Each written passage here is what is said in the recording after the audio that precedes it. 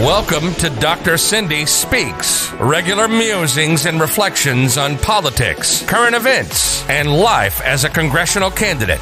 Dr. Cindy Banyai is a mom and small business owner fighting for our water, our health, our community. She's running for the people of Southwest Florida, trying to flip Florida 19 from red to blue. Listen as she speaks truth to power and gets real about being a mom and a candidate.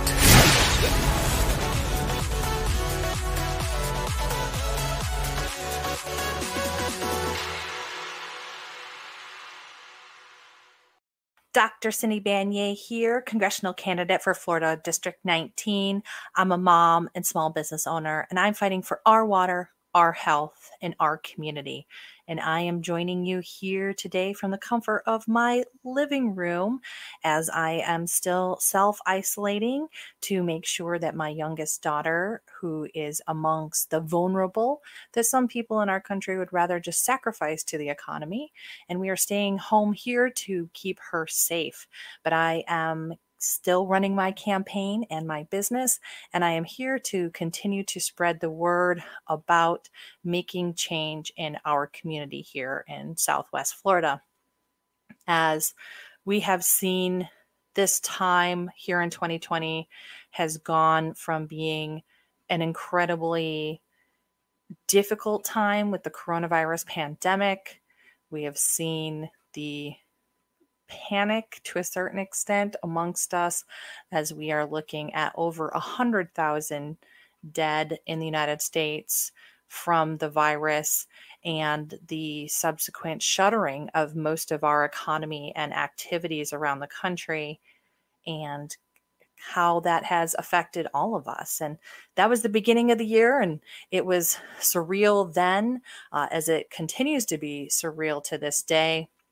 We're looking at over 40 million Americans filing for unemployment over the past several weeks. And we're looking at an economy that's not nearly as stable or strong as we had once thought it was. We've seen the burden of this economic crisis from the fallout of the pandemic falling very specifically on people who had been parts of our economy that were often overlooked.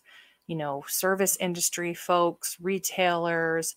We've seen a cavalcade of businesses also looking to declare bankruptcy. And most notably here in Southwest Florida, Hertz Rental Car Company filed for Chapter 11 bankruptcy, which is likely to cause a significant amount of job loss to continue in our region. But we are now faced with a whole new set of crises. Some are calling it the second virus that we are dealing with here in the United States, and that is the virus of racism. And this is something that we know has been around in our country since its very inception. We talk about how the people who came and set up our national government were themselves immigrants who set up a land that had belonged to a lot of other nation states in terms of the indigenous folks here. And then they continued to bring over slave labor from Africa and other places around the world as well. But that had set up the dynamics for which we see here playing out in continuation in our country. And the system of white supremacy that was embedded in our government still continues to affect us here today. And we have seen a significant amount of strife as related to it. And this pandemic has caused us to really, see some of the fractures in our society that might have otherwise been uncovered or covered up when things were going well. We see Black and brown people bear the burden of higher rates of death as a result of the coronavirus. And now, as we have tensions rising across the country, we've had a spat of extra judicial killings and police brutality that has resulted in the loss of life of members of our national community. We have incidences from the Breonna Taylor incident of police coming into her house with a no-knock warrant for somebody that they had actually arrested earlier that day and shot and killed her while she was asleep, even though she wasn't even the one they were trying to serve the warrant on. And that was demonstrative of police brutality in Kentucky. We saw Ahmaud Arbery, who was a young man on a regular jog through his neighborhood, who was hunted down and killed by white men who thought he meant them harm and was trying to rob their neighborhood. And he was killed in the streets there.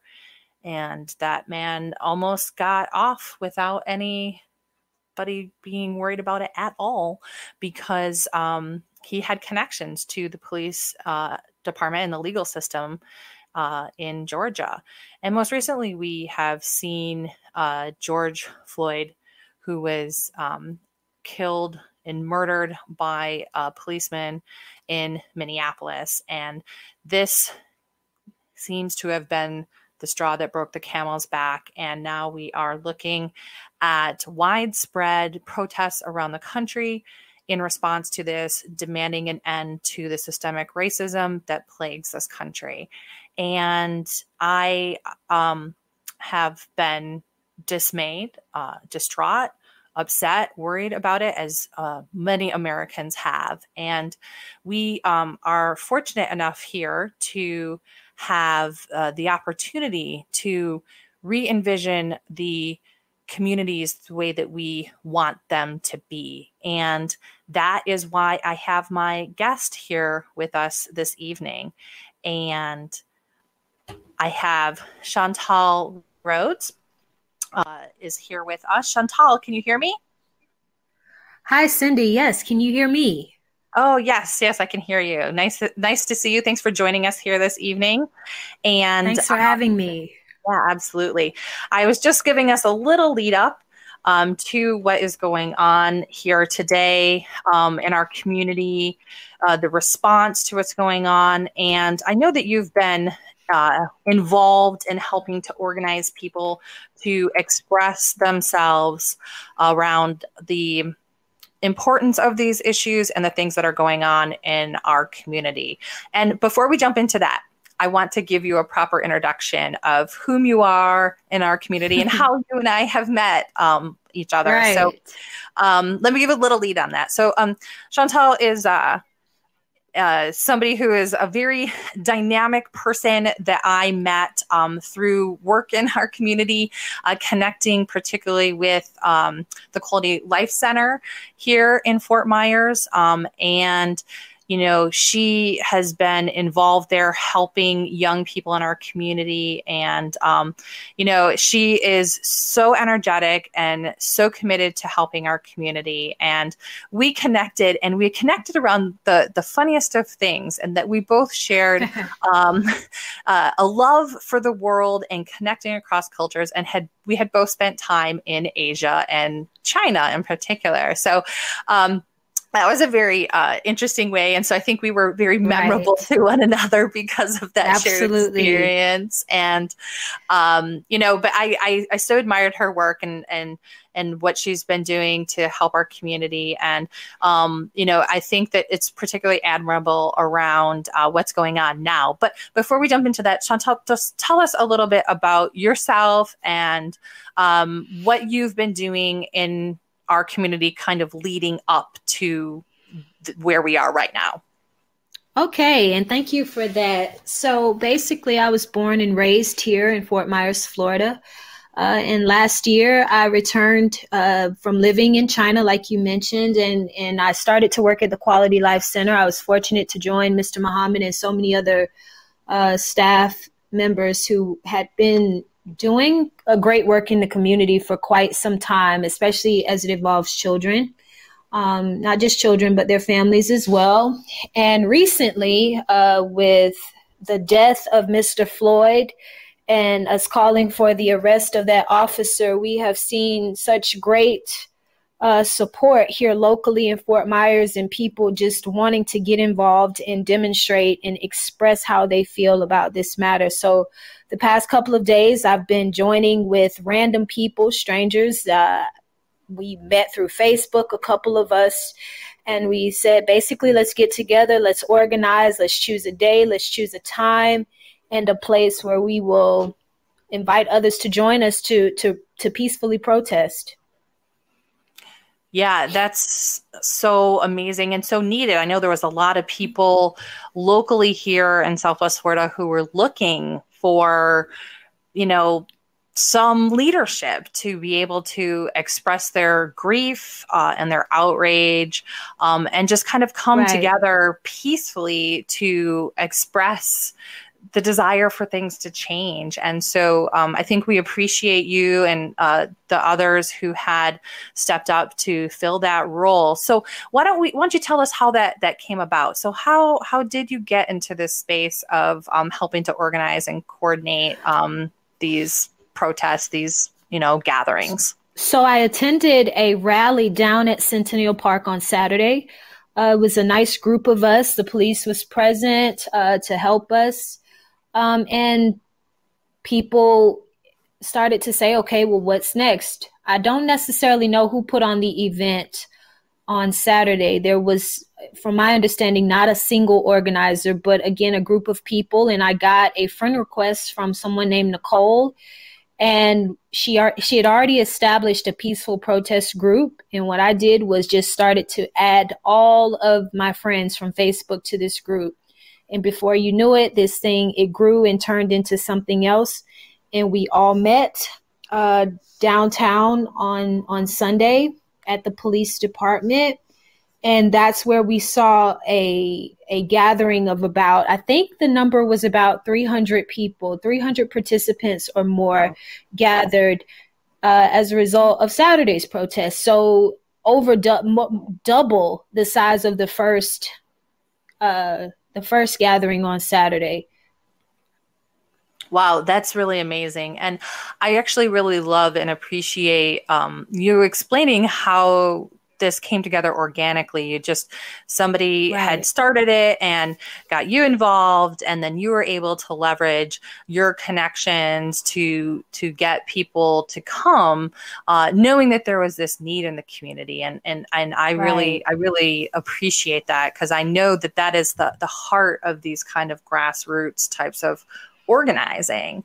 And, I saw some of the pictures from it as well. As you and I were talking prior to this. I am staying home personally because I can't leave because of my daughter. But my heart is 100% with everybody out there. And I'm just doing what I can to help spread the word and share the word. Yes. And I saw some of those definitely photos. Feel that. We feel your support, too. We appreciate you. Oh, thank you. I'm doing my best. I wish it could be more, but I'm trying. And I think that every effort that we make together to improve our community is going to matter. And you're definitely doing the hard work of getting folks there and coordinating. And that's really important. And so I want to talk a little bit about some of the photos that I saw from the protest that was last night. That was Sunday evening here. Mm-hmm. And there was one in particular, and I've seen it around the country as well, where there were people who were lying face down on the ground, and you were at the steps of the police station. So can you tell me a little bit about the meaning of that and how that worked? So basically, lying down, yesterday's event was a prayer vigil. And we stood silently, and many of us sat, some kneel silently for about 9 minutes just to pay honor to Mr. Floyd, because approximately that's how long he was on the ground with a knee in his neck. And that's what it's about. That's the position that he was in, and that's the position that protesters chose to take as a symbol, as a peaceful symbol, but a powerful symbol of police brutality and what it is meant for our nation, but even in our community right here in Fort Myers, where you will listen to the residents, and they will tell you that their encounters with police have not always been pleasant. That's their children may live in fear, and so we're at a challenging time where we're trying to keep peace in the community, but we also want to tell the accurate and the real story, the ugly truth about police brutality.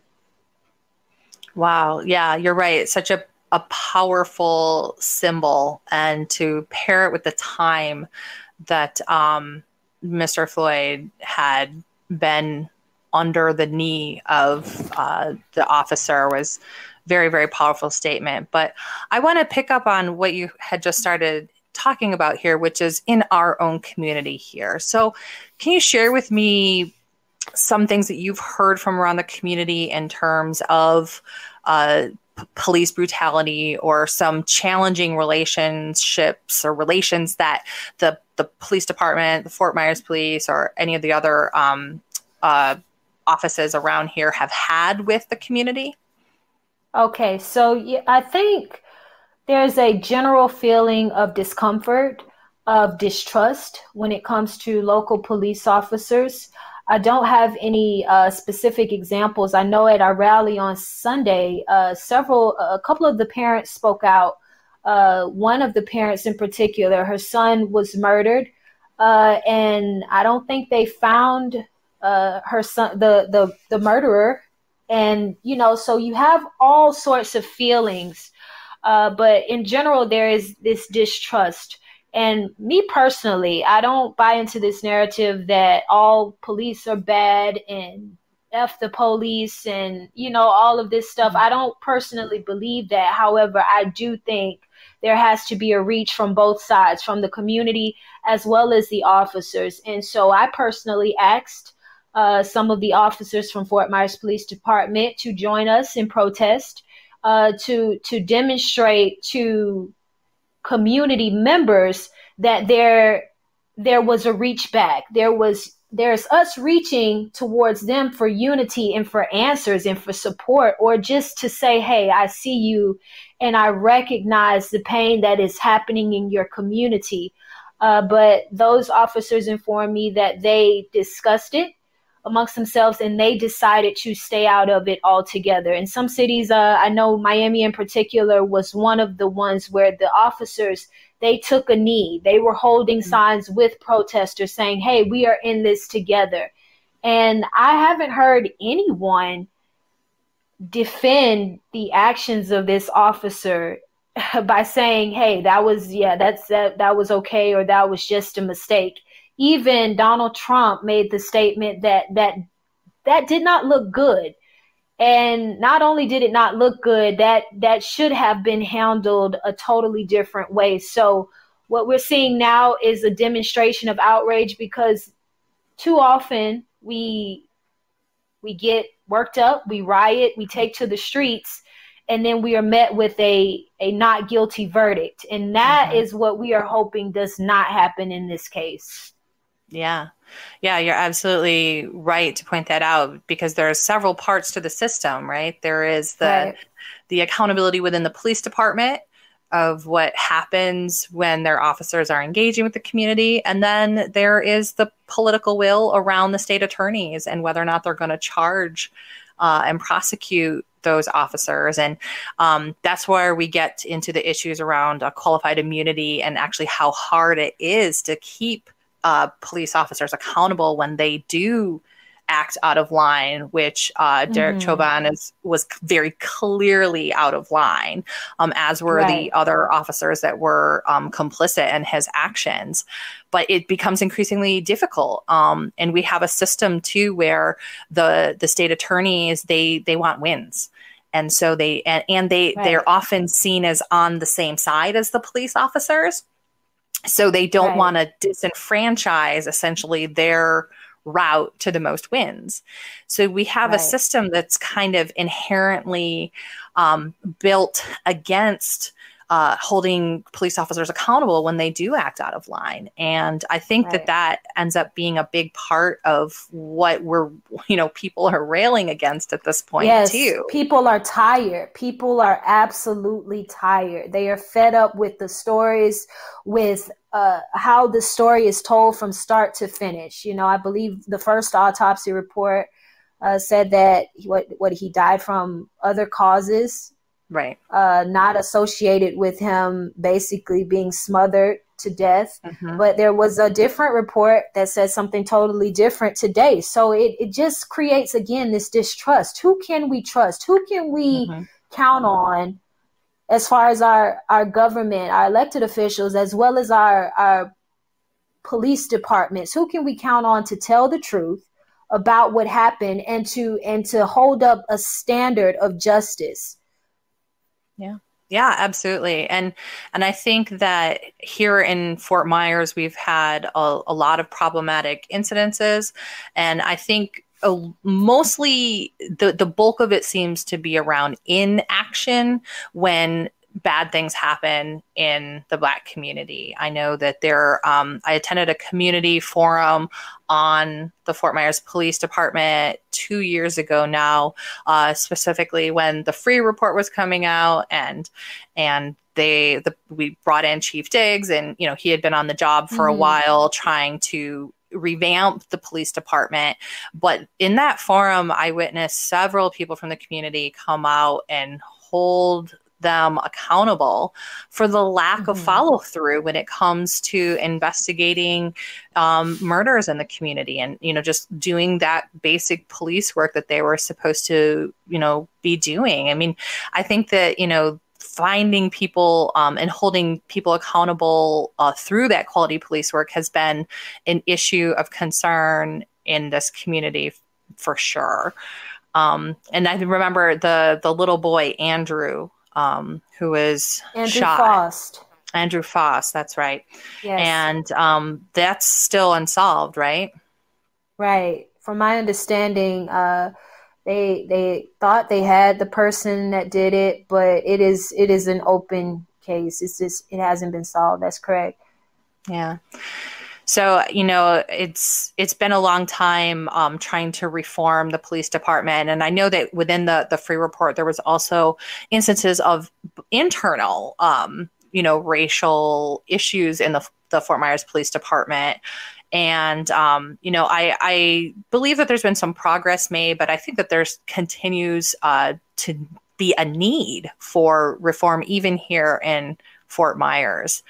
I also remember a couple of years ago, as some of these the tensions were rising and there was some shootings in the community, and actually very close to my house, I was sitting outside on my porch when I heard the shooting of the man who owned the clothing store over off of Hanson.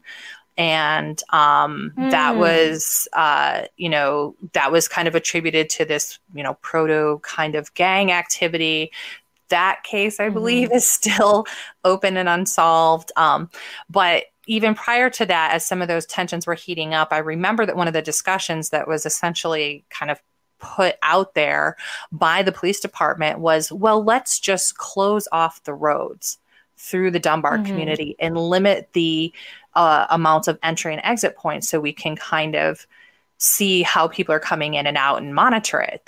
And I was completely horrified by that suggestion, that the solution in their minds was to trap people inside of a series of streets and have that be the way that they did their police work. And, it really went against. I had no clue. Yeah, that was a couple years ago. That was even before the shooting off of Hanson. But, it kind of really demonstrated to me the mindset of the police. So it wasn't necessarily that they hate or dislike the community, but their idea was like, let's just clamp down to solve any of the issues. And for me, that felt like a really bad approach. This is America. We deserve to have freedom of movement. Right. And we deserve to have people in our community who can get to the root of the issue, who can say, okay, are these people just, what is it? Is it poverty? Is it a lack of education? So we see that it is not just the job of the police. And that's why we wanted to send a message of this is our job to do together, from the educators to the individuals to mothers and fathers. It starts with us. I told someone earlier, it does start with us, because at the protest, we were met with, those who tried to challenge our message. But the question was, well, why isn't there this kind of an outrage when there is Black on Black crime? And I know that's how, a lot of people who are on the side of law enforcement feel. I've heard that said, like, why is it that you will rally and protest when an officer kills someone, but we don't see that kind of an outcry within the communities when it comes to Black on Black crime? And so I think we have to even use this as an opportunity to take a look at ourselves, to take a look at how we function while we simultaneously hold our leaders responsible, hold the police responsible for their end of the bargain. We can also make sure that we are organized in displaying unity among ourselves, starting with the individual, then branching out into the family, and then allowing that transformation to branch out into how we live our day-to-day lives within our communities. Yeah, and I can appreciate your thoughts on that for sure, because it is all of these things combined. It's a system, and that's why when we talk about systemic racism, that's not just the police department. It's a lot of things. And, the Dunbar community in particular in Fort Myers has exemplified this throughout its history, it being the original segregated part of town where the Black population wasn't allowed free movement. They had to be back across the tracks before sundown. And, this is continued with the way that we've allowed housing opportunities across this area. There are communities here to this day that say deed restricted on them. And that means, and had meant, no one of color was allowed to buy these houses and live here. And now it's, and later on, once that became, de facto or de jure illegal, it became a psychological impediment, because there were ways around, even through the 80s and 90s here, where Black families were not allowed to buy property in certain communities here. And this has continued. And I talk about it too from a structural perspective. This is where I've spent a lot of my work and time and focus in our community, looking at how the dynamics that we have play into some of these things. If we look at the community in Pine Manor is a food desert. It's one of the highest poverty areas in the community, and they are totally cordoned off. I remember seeing a study a couple of years ago actually exalting Fort Myers as being economically integrated. And that had a lot to do with the physical proximity of Pine Manor to Whiskey Creek. What people don't know when they look at it is the physical and infrastructure separation between those two communities. Now, Whiskey Creek being the, high middle, upper middle class housing, it's got an 8-foot cement wall. And on the other side is Summerlin, which is 6 lanes across, going 50 miles an hour. And then you get to the other side of it that's where Pine Manor is physically. By the way, Whiskey Creek has no entry points onto Summerlin. Pine Manor has no entry points, has one entry point onto Summerlin, a main road. But also in between it is a giant drainage ditch that you can't get over. There's no way to get over the drainage ditch. So the people, so it's not like it's right next door. These are our neighbors. Right. They're not neighbors. They are within a half a mile, a quarter mile of each other, but they're not neighbors. And so it's beguiling to a certain extent about these income discrepancies and the poverty in our area. And, it's crazy. And if we look at the Dunbar community, there's some very interesting research that had been done across the United States, but that looked at poverty tracking since the early 80s. If we look at that in the Dunbar community, the chances of a woman being born in the Dunbar community becoming a teen mother is 50%. That's astonishing. high, Wow. right? But you can see how then that becomes what takes people forward into that intergenerational poverty, because everything that we know about teen moms, you're likely to not finish high school, you're not likely not to get a post-secondary degree, and that means you're going to get a low-paid job. And then you have to examine the quality of the schools in that area. What are the teachers? Do they truly care? Are they there just to pass time and babysit?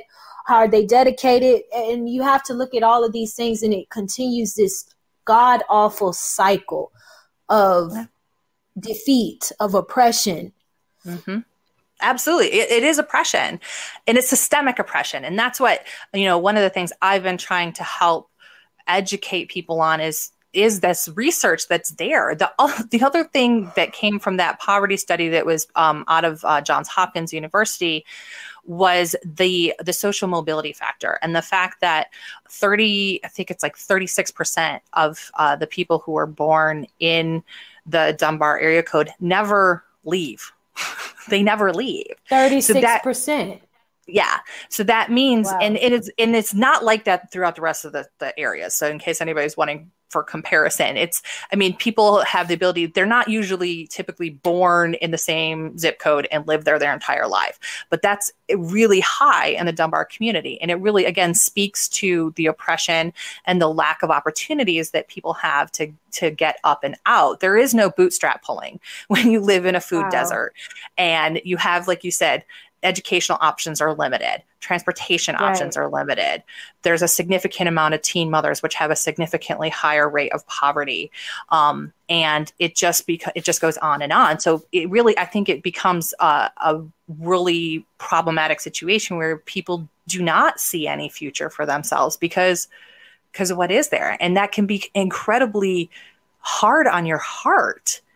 And absolutely.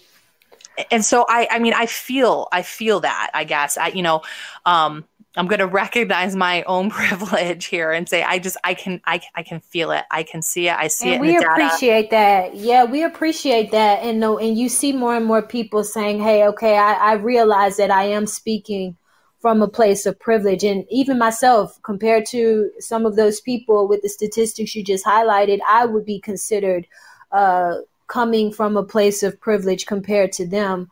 But I think that there is so much work for us to do. And I want us to use this as a time to not get weary. I know many of us are tired, but I would like for us to use this as an opportunity to be rocketed and fueled so that we can go into the future with a fight in us unlike any other, multiple forms of resistance. Some will take the streets to protest, some will challenge legislation and our lawmakers, some will become lawmakers, so we have so many ways that we can get involved. And my message to people is to encourage them to find something to do in the resistance movement, find a role to play like yourself. So many people told us, well, I can't march with you all. It's just entirely too hot for my daughter, for my son. I cannot bring them out, but what can I do? And just that question alone is so powerful because you've broken down barriers just by acknowledging your own privilege and then saying, how can I serve this movement? How can I serve you all at this time? Yeah. That's what I try to be. I want to be a servant leader to this community. I take what I've learned and what I've researched, and I will add on to it. I really believe in the participatory process of democracy and governance and community development. And I really want to see more of that. I really feel that to add to the oppression and the malaise that exists here is a tokenization a lot of times and not really a meaningful seat at the table. And that's something I would desperately want to see change in the processes that happen here in Fort Myers and Lee County and Collier County, all across Southwest Florida. Likewise. Because it's got to be more than just that one person who always shows up, It's got to be broader. It's got to be community input for everything. Absolutely. And it has to come out in our everyday lives as well. Because that's the only way. All these things that we just look at the gambit of things that we just, we went from police brutality to education to, food deserts I threw in there. But this is all housing. Part of it. Yeah, housing. It is all wrapped in there together. You have so many different issues, and it's almost like it can be overwhelming. People. I think I have conversations with people throughout the community, and I do feel like there is this lack of confidence that they have when it comes to speaking out about the issues that pertain to them and their specific groups and their communities. And they are looking for leadership. They are looking for leadership in people like you. They are looking for leadership in people like myself, but they are saying, this is our issue, but I don't know how to take my issue before the big dogs, before those who are in charge of making decisions. I don't even know where to start. And there is so much compassion to be had. You want to educate, but you also want to have compassion for them in the state that they're in before you try to correct them or tell them what they're doing wrong or what they need to do instead. There are just so many ways to get involved. And I just want to encourage people to try not to get discouraged, find somewhere and work it and be proud of your community and be proud of the fight.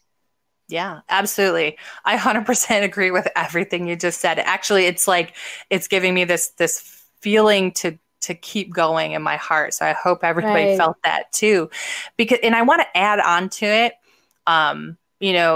The structural racism, systemic racism was put in by the powerful. And in our community and communities across the United States, this is white people. Okay. Dismantling this is as much a white person's problem. I do not think that it's the necessity of the people who are oppressed and afflicted negatively by these systems to explain to us, the white people, what the problem is necessarily. Absolutely. Like, we want to listen, we want to understand, and we want to assist people to move forward towards the goals that they see for themselves and their community. But I guess I'm not articulating it as great as I would want to, but I want to say that it's not their responsibility to tell us all the wrongs. I guess we have to be a part of it. Like, why do we have to? Yeah, absolutely. Why are we pretending as if we don't know how we got to this point? There was a gentleman, he was a Trump supporter that was present at yesterday's rally, and that's basically the question that he had for me. He was saying, well, why do you have to look into the history of America?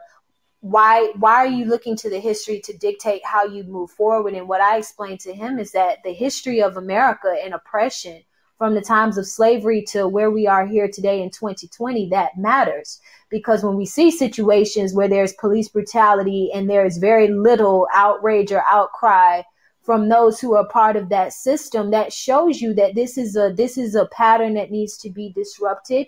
But we have to use history as a reference. We cannot act surprised when stuff like this happens in our nation. We are not that far removed from segregation. So not here for sure. Exactly. 1999. The schools did not segregate till 1999. Yeah, he told me basically, don't look at the history of America as it pertains to race relations. Just start where we are and forge a new territory. And as we do that, history helps us understand how we even got to this point. So to your point about us we shouldn't have to explain to our oppressors why we feel oppressed. There has to be this understanding that, wait a minute, I may not be able to fully feel how you feel. I'll never be in your position. But I'm also not going to pretend like I don't know how we got here either. There you go. Right. We're not going to pretend like we don't understand it. That's the problem. And I mean, this is a burden as somebody, in my career, I've worked, to research with communities to try to try to understand issues and try to set goals for change. And that's been where a lot of my work has happened. It's happened in the Dunbar community. It's happened, I did it in Heights and Naples and Immokalee, all the way in the Hendry County. I love working and talking with people to listen to them and help them cast a vision for the future that they want for themselves, their families, and their communities. But I never agree with the position that some people take, is that you need to explain to me what everything is wrong, and then I'll think about whether or not I get to fix it. Absolutely. And that's the problem, I think. Yeah, because oftentimes they're not taken seriously, and they don't even, sometimes people don't know how to define things. We didn't even touch on mental health and what that trauma has done to our community. So it seems quite overwhelming. But Cindy, I promise you, you have my vote. We see that we have a champion in you.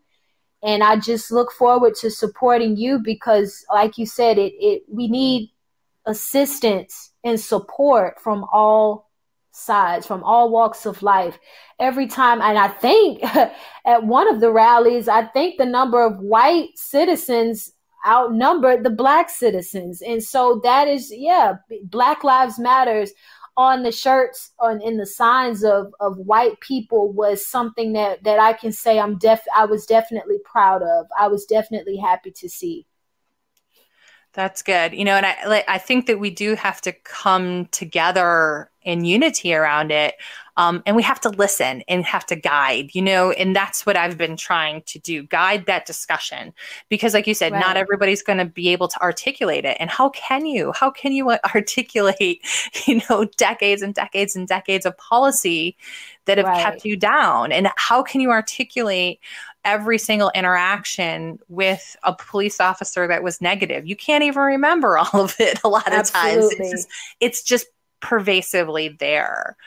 And I think that what does help is telling these stories sometimes. And I think that's one of the reasons why the situation, the murder of George Floyd, has gripped us so, is it was undeniable. We saw it. And a lot of people, I think, saw for maybe even the first time that there was no other question to it. There was no ability to say, well, he did this or he did that, or where's the evidence or anything like that. Because I think that there's a heck of a lot of people who don't understand these little jabs, these little racist barbs that a lot of Black people experience very routinely. Right.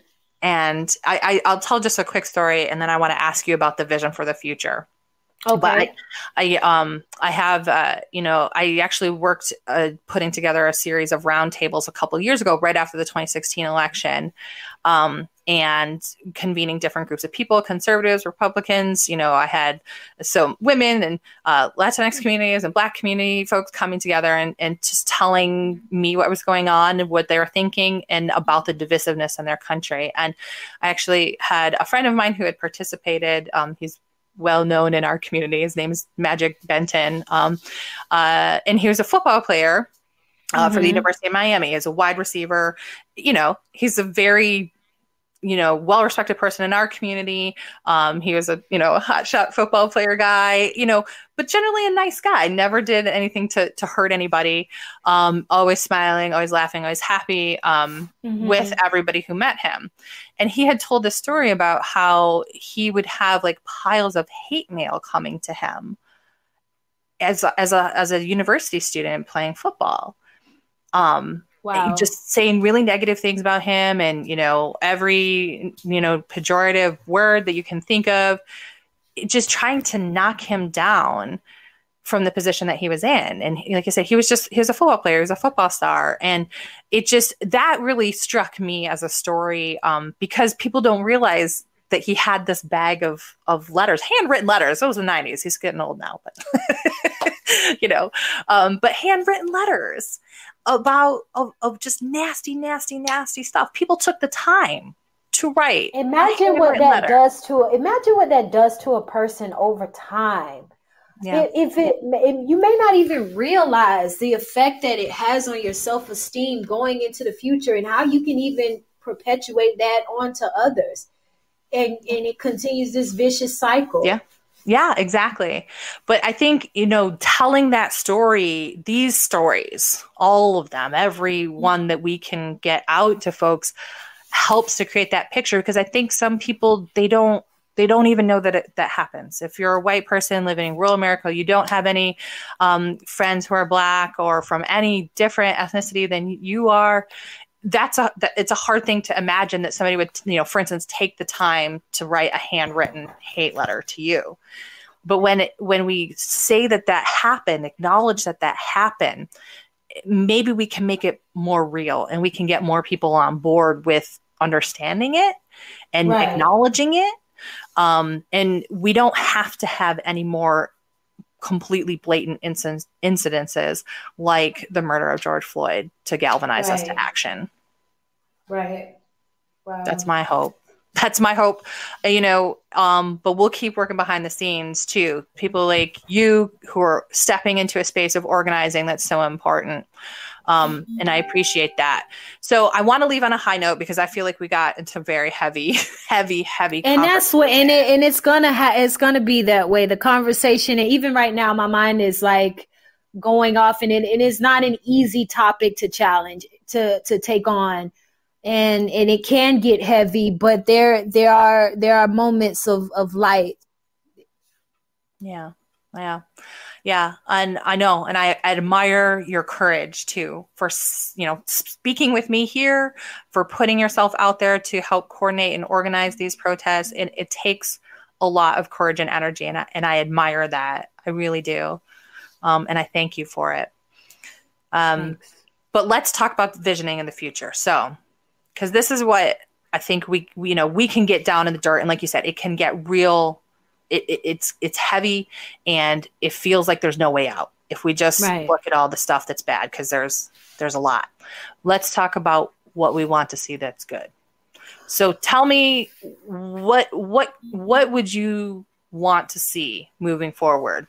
So what I want to see for our community moving forward is, I want there to be a sense of sisterhood and brotherhood amongst ourselves and amongst our allies, so that we can feel confident to proceed in the future, not just when it comes to challenging those in authority, because that is not necessarily a part of the everyday process. We will challenge them. There'll be city council meetings. There'll be opportunities to speak with the mayor, with other elected officials. But I really want us to get serious about how we conduct business amongst ourselves. So we're in the process of organizing task force teams, and we will delegate. Some people will be in charge of making sure that there is some sort of relationship, more positive relationship being formed between the police and citizens. We are adamant about that, and we will create a list of demands. But one of the ones that the main thing that we're responding to now is police brutality.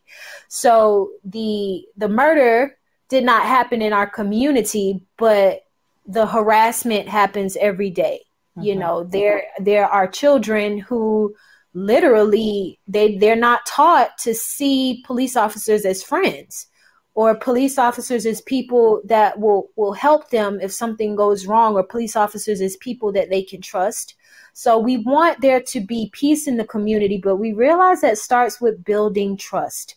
And so we will continue to converse with the police department and let them know, hey, you have a department that is dedicated to community engagement, and we want to see more and more and more of that.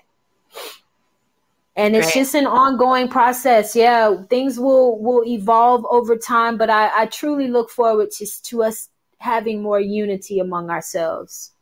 Yeah, and I think that's absolutely, you're just spot on with the trust. We have to build that trust, and make ways for it to happen. So, I know that you're working on that too, and I think that's a really important piece of work. So I hope to support you in that. My vision too is to make sure that we do have that trust in the system, that we do have less people being taken into custody that should never have been encountered by the police, that we have, you know, a more equitable system around criminal justice. So it's not, again, just poor Black and brown people who are being sucked into the, you know, the education, the prison pipeline, so to speak. Right.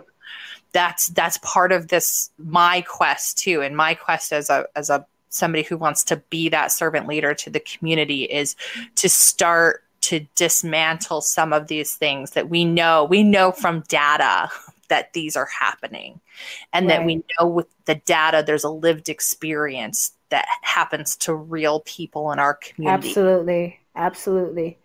And work towards it, you know. And my role has been that data person. I've been doing that research and talking about it, and talking about how 83% of white students graduate on time in Southwest Florida, but only 65% of Black students do. And I would love to use, I know that you said that because of your daughter and her health, you know, you can't get out among the people as you would like to, but I would like for some of the citizens to have an opportunity to meet you and speak with you about the issues. I don't know how we can set it up, but there must be a way, because they need to know that there is someone that is going to be a champion for them. And I can testify to your passion that you have for helping us, for helping our community. And so, yeah, we should organize something. Let's organize. There should be some sort of a meet and greet. They need to know that Cindy is in our corner and she's fighting for us. Well, I absolutely can do that. I have many platforms to connect with people, because this is all I could do.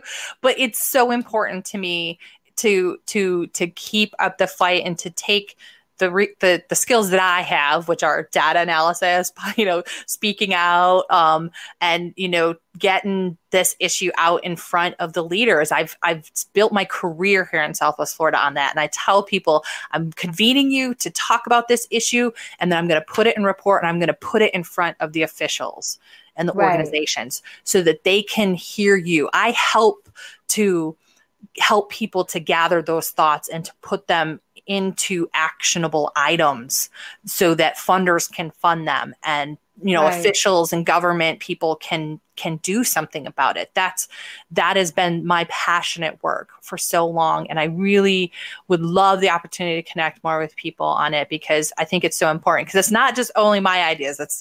I really want to bring that idea out of how we can move forward together.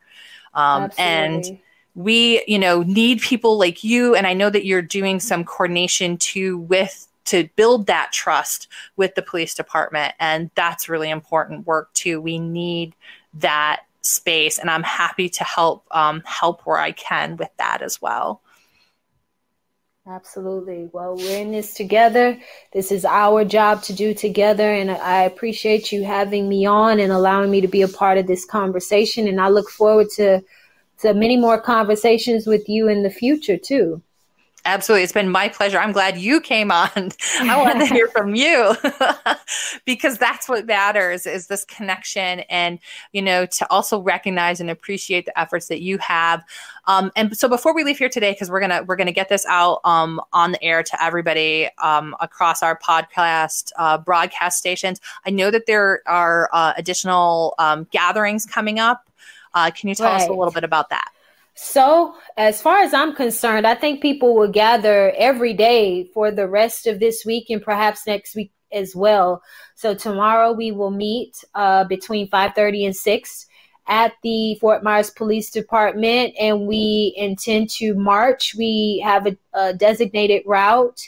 So we would ask that you join us tomorrow and follow the Lee County Peaceful Protest Group on Facebook, and that is a good way to stay informed about all of the gatherings and the rallies that are happening in our area. Great. So that was the Lee County Peaceful Protest Group on Facebook. Correct. Right? Okay, great. Because that was the next question. How do we get in touch? How do we get involved? Is there anything else that you want people to know or understand about the protests that you're organizing? again, what I want people to know and understand is that they have a responsibility in this. Their role and responsibility may not be to assemble and to march and to yell and to protest, but everyone can find something to do. This is ours to do together. So I encourage you to show up, get involved, get connected, find out who your elected officials are, find out who's running for these seats, organize in your own backyard if you have to. Make sure that your youth are informed of what's going on during these times, and let's hold hands and let's push forward together. And I'm going to add in register to vote and register for vote by mail. Please, Absolutely. Please. Register to vote. Up and down, because your local officials, city council, mayor is coming up. They affect you. Keep in mind that these people are the ones who are going to be, they're the ones that are building the budget for the police department. They're the ones that have the oversight for Fort Myers City is your city council and mayors. And your county has jurisdiction over the sheriff's office and all of the other things that happen in our county, and everything. Like I gave the example about the roads. That is a county decision. So this matters. These smaller elections matter to us. So please register to vote. Please get out and vote. And listen, if you want to run for office, definitely call me. I will get you on board somewhere because we need you and your voice. Cindy, you are a hero. You're a jewel. And I mean that. Well, I so appreciate that. And I'm a big fan of yours too. And thank you so much for coming on with us, Chantel Rhodes. It's been amazing. And I'm looking forward to working together to make our community even better than it is right now. Thank you so much. We will be in contact, and let's make some changes together. Let's create a Southwest Florida where the sun shines on everyone. Oh my goodness. I love it. I love it. All right. Well, thank you so much. And thanks everybody for joining us. And don't forget to check out my website, cindybanyai.com. That's CINDY, B as in boy, AN as in Nancy, YAI. And I spell it so you can vote. Thanks everybody for joining us. And we'll see you here next time on Dr. Cindy Speaks. Thanks for listening to this episode of Dr. Cindy Speaks. If you'd like to learn more about her campaign, go to cindybanyai.com or connect with her directly at vote@cindybanyai.com. We love connecting with people. Contents of this podcast are paid for and approved by friends of Cindy Banyai.